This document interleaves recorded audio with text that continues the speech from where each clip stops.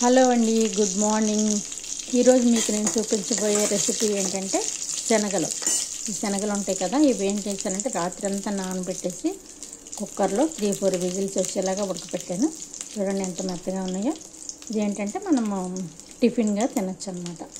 ఇవేంటంటే ఆవాలు, జీలకర్ర, కరివేపాకు, ఎండుమిర్చి ఇలా ఆయిల్ వేసుకొని బాగా వేపేసుకొని వేగిన తర్వాత మంచి స్మెల్ వచ్చిన తర్వాత ఈ శనగలు యాడ్ చేసేసుకోవాలన్నమాట.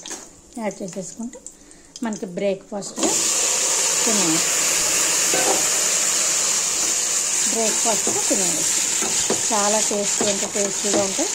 ఉడకపెట్టేటప్పుడు కొంచెం సాల్ట్ వేసాను, మళ్ళీ మనకు చాలకపోతే కొంచెం వేసుకుంటే సరిపోతుంది అన్నమాట.